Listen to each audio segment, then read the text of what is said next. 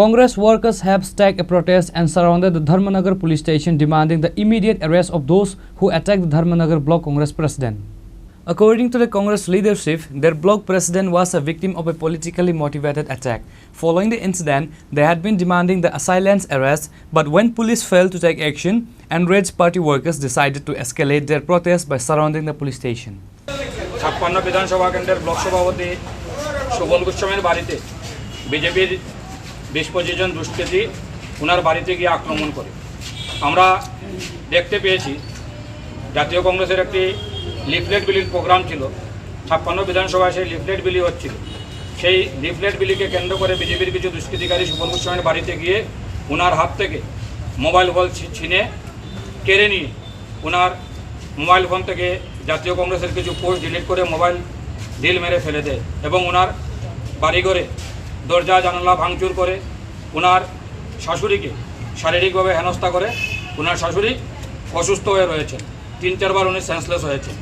আমরা সেই ব্যাপারে যখন সুবল গোস্বামী আমাদেরকে খবর দেয়, আমরা ওনার বাড়িতে গিয়ে বিস্তারিত দেখে ধর্মনগর কংগ্রেস ভবন থেকে একটু বিক্ষোভ মিছিল করে ধর্মনগর থানায় জড়ো হয়ে ধর্মনগর থানার ওসি সাহেবাকে আমরা বলেছি যত সময় আসামিকে অ্যারেস্ট করা হবে না আমরা ধর্মনগর থানা চত্বর ঘেরাও করে রাখব।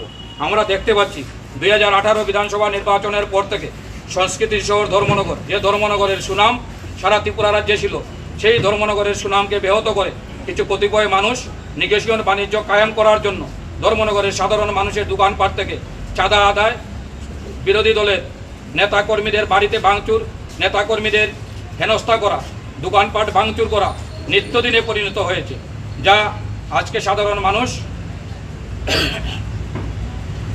মানুষের পিঠ দেওয়ালে ঠেকে গেছে। আমি আজকের এই থানা ঘেরাও থেকে ধর্মনগরে গণতন্ত্র প্রিয় মানুষকে আহ্বান করব, দলমত নির্বিশেষে এই নৈরাজ্যকে অবসান করার লক্ষ্যে সকলে গর্জে উঠুন এবং ধর্মনগরের শান্তি ফিরিয়ে আনতে আমাদের সাথে হাত মেলান, যাতে ধর্মনগর থেকে এই নৈরাজ্যের শাসনকে অবসান করা যায়। যারা ধর্মনগরকে অশান্তির বাতাবরণে পরিণত করেছে, সেই অশান্তির বাতাবরণ থেকে ধর্মনগরকে বাঁচাতে হবে এবং সেই ধর্মনগরকে বাঁচাতে হলে সকলকে এক হয়ে এই দুষ্কৃতিকারীদের বিরুদ্ধে গর্জে উঠতে হবে।